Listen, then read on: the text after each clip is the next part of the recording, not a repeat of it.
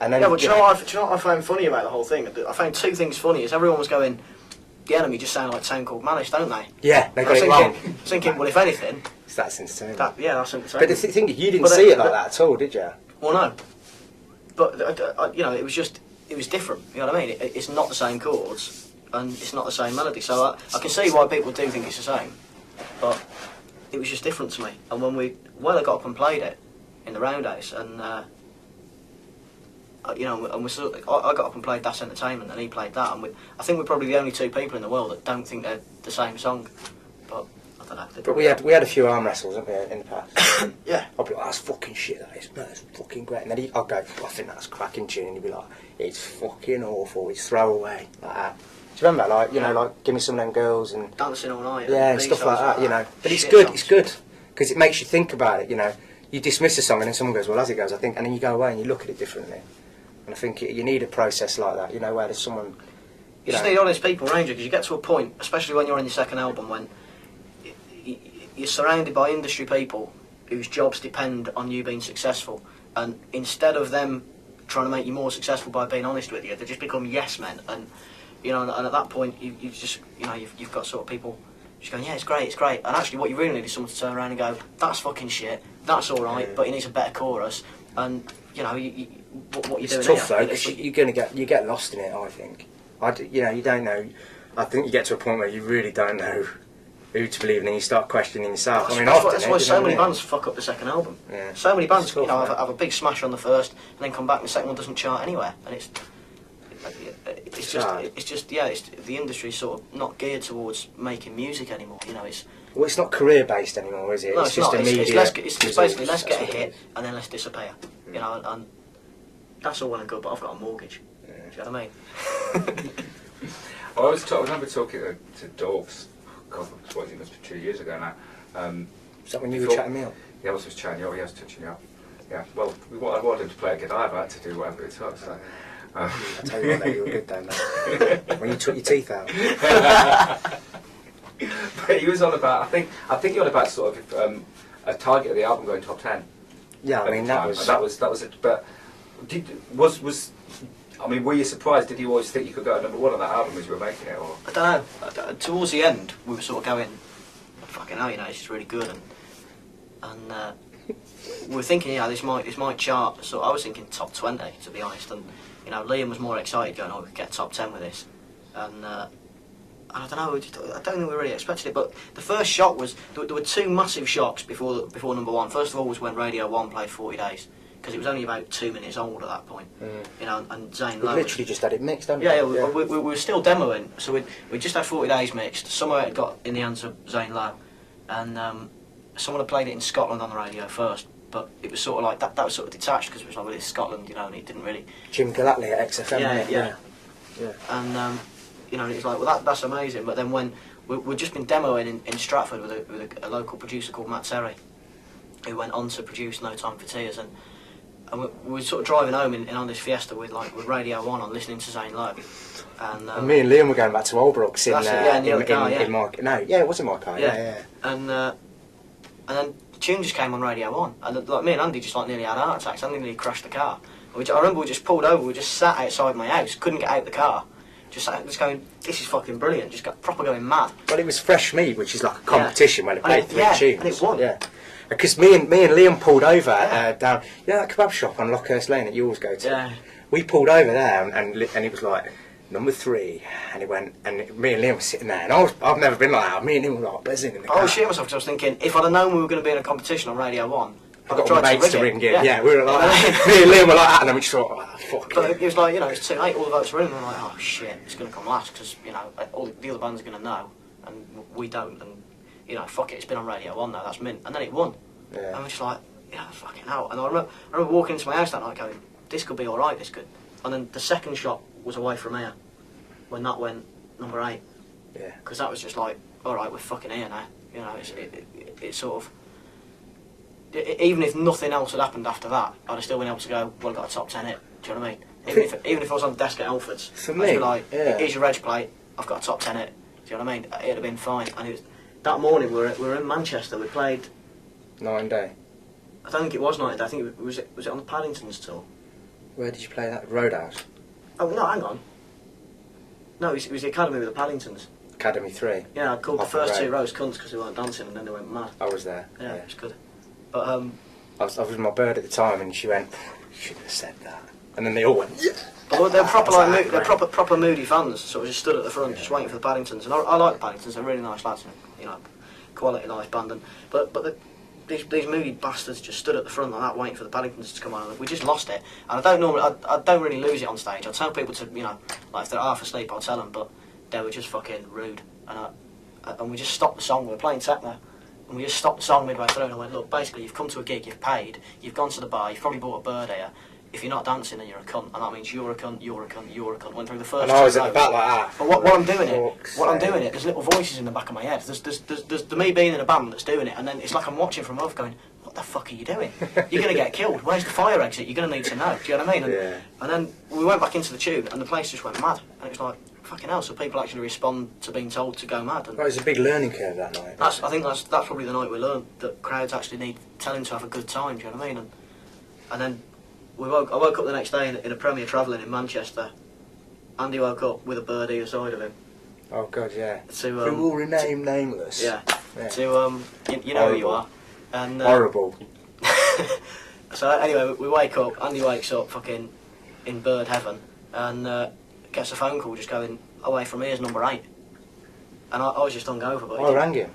Oh, was it? I remember, and he went, best night of my life. I said, what's that? And he went, I'll tell you later.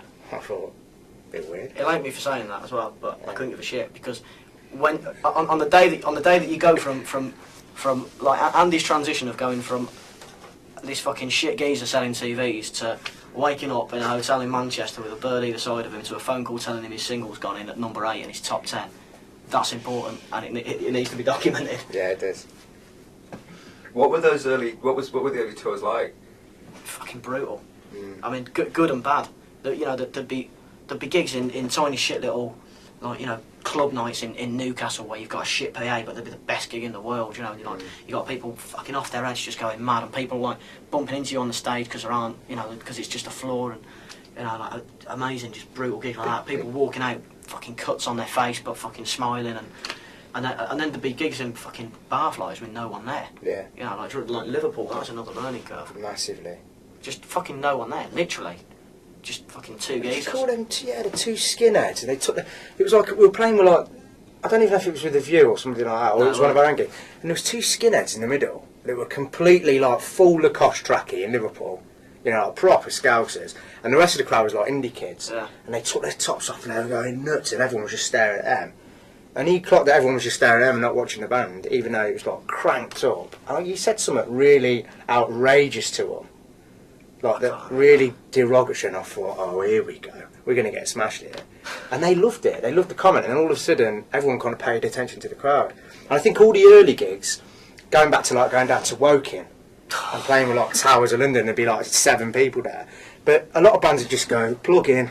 This is a West Time, just knock it out and go home. But with these, we kind of drilled it into each other early doors that this is where you learn the craft. We had a shit gig in Liverpool. We had a really shit no, gig. right go, yeah. And it was, we did. I mean, we pretty much had an argument. And I was just going, having had the initial wave of this is going to fucking be brilliant, it's going to work, and people are enjoying it. So then go and play an empty venue. And I was just like, oh, it's not going to work. That's it. We've had it. It's over. Do you know what I mean? And There was about 8 people there, weren't there? yeah, and you know, you're literally sort of, you're just playing these chords going, it doesn't fucking matter. And there's half of you that's going, no one's listening, so why does it matter? And there's the other half that goes, but I fucking love playing this song, and I want to fucking play it really well. And then, but we came off all just totally demoralised. Just a battle, weren't it? Yeah. It just weren't happening. But after that, I realised that I hadn't enjoyed it. It was the first gig I hadn't enjoyed. And the reason I hadn't enjoyed it wasn't that there was no crowd, it was me. You know, I'd stopped myself enjoying it by you know, being all negative about it, and you just got to sort of go in there and hammer it, whoever, you know, whoever it is, it's, you just got to... Well, that's the first time we had a big Barney outside there, weren't it? Yeah. And we kind of drove, I was like, if you think I'm going to fucking drive up here, and, you know, and it was all that, and they were just sort of standing there, and they were like, and I could tell you just wanted to go. But you kind of went, yeah, well, fair play. And then we drove home in silence for about half an hour, and then we cracked the tunes on, it was all good again. But that was the only time we've ever really had a... Yeah, we had some sports mixture. It hurt my jaw, I had that many. And that was it. That was the first time we properly had an argument, and that was it. And we never had one since. But it was right because it needed to be said. And from then on, no matter whether it was 3 people or 8,000, it was just plug in, fucking go, and this is what it is. Every chord you play is the last chord you're ever going to play. That was the attitude, and it was relentless. I was thinking when you're on about sort of the early tours and stuff, because I think I probably first when you were about 16, and you persona, you sort of, that kind of in-your-face thing with the audience has certainly developed over the years. Do you think it was those early tours when you realised the effect you could have on the crowd? It's fucking hard, and when you spent 30 quid on fuel, you know, getting yourself to Manchester, to go up there and find the crowd are just going to fucking stand there and be too cool for school, it makes you angry, you know, and you sort of end up going, fucking dance. Do you know what I mean? I've written this song, I've rehearsed it a lot with my mates. You know what I mean? I've put fuel in this van that we've rented. It's cost me a fucking fortune. I've given up my job, and you want to just stand there? At least try and tune into the bird. Exactly. Do you know what I mean? At least. People feed off the energy. Yeah. I mean, you've got to have good songs, granted. But if somebody sees a band going hammer and tongue up there, even if they ain't got the tunes, they're going to go, do you know what? You're giving it everything, and fair play to you. And, you know, I think the rest goes from there. But like you say, it was putting £30 out of my pocket or your pocket, money we didn't really have, going up there, and it was just like, well, as it goes, no, I'm not fucking having it. That's, you know, because a lot of bands will just go up there and accept it. Like I see a lot of the bands, American bands and band songs, and they will just yeah, whatever. We'll just wait for the radio it. It's accepting failure though, because you have one bad gig. I remember me and Andy you're sitting down in the early days going, you know, one bad. If someone sees one bad gig, that's our reputation fucked. So we can't have one bad gig anywhere, you know, and that's the thing. If you accept failure that night, you've just accepted failure for your entire career. Every gig has to be fucking bang on. I think that's why people connected, because it was just like, well, people you know what, connected. there's no bravado. It's like, hey, like after every song, it was like, hey, insert town name, Newcastle, and it'd be like, how you doing tonight? Are you looking forward to the next? It's just like, fuck off. You know, when I watch a band, you know, I want it to be me up there like that. Who's fucking having it tonight then? Get the fucking beers in. All you've got to do, right? You know what I mean? That's what it is. All you've got to do and is I think that's why the connection's there. You know? Look at every time someone crowdsources, right, and then manages to bypass security, get through the pit, climb onto a stage, get over the monitors without stacking it, and stand there. What's the first thing to do?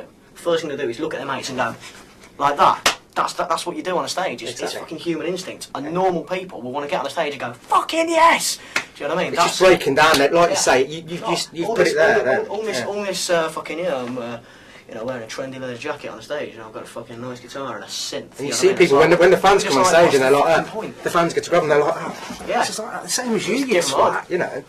It's like, you've put it right there though, you're breaking down the barriers. It's getting over the barrier, through the security, over the monitors. It's like, we got rid of all that out of the way and just said, come on.